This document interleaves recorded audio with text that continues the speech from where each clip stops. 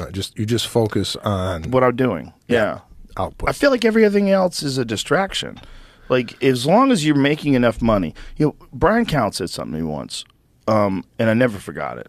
He said, and we were kids. We were in our 20s. He said, the only amount of money you need is so that you can go to a restaurant and not care what things cost. Everything else is bullshit. If you got enough money, we can go to a restaurant, you don't worry. Just order a bottle of wine, order meat, order whatever you want to eat. You don't have to think about the price. He goes, that's real freedom. Because everything else, like all that other shit, you forget. That's all just, it becomes complicated. You don't need that.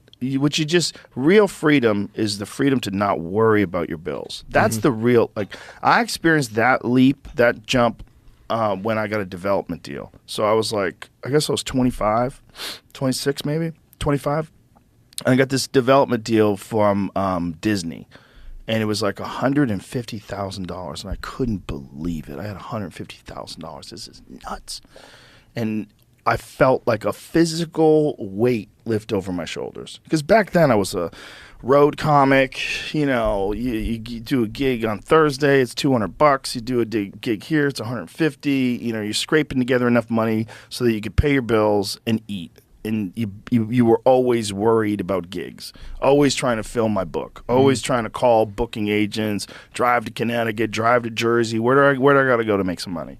And it was all just trying to stay alive and trying to make it, right? Trying to become didn't really think I was a legit professional comedian. It could all go away.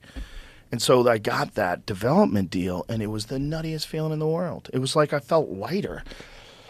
Like I felt lighter. And then I was like, oh, that's the key. Like, get the monkey off your back. Get the bill monkey off your back. And that's the real freedom. The real freedom is not being rich. You don't feel any different being really rich other than the stuff that you can do. But the way you feel in the day is the same way you feel if your bills are paid. That's what you want. All that other shit is like, the other thing I noticed when I moved to California, it was the first time I had a nice apartment. And I'll never forget this either. I was sitting in my apartment, and it was a beautiful place in North Hollywood. I had a loft, I had a pool table in my apartment. I was like, this is amazing. How is this real? How is this mine? After a while, it just became my house. And then I realized, like, oh, this is the same feeling I have when I'm home that I had in my shitty apartment in New York. It's the same feeling. Yeah. It's like, oh, this is home. It's the same feeling. It's not better. It's not worth the amount of money that it costs if you're like renting a house that's way over your budget and you're doing Uber just to try to pay your bills. It's not worth that. It's what's worth it is if it's comfortable. If you have a TV and you have a nice bed and you can cook your meals, you're good. That's what you need. That's all you need.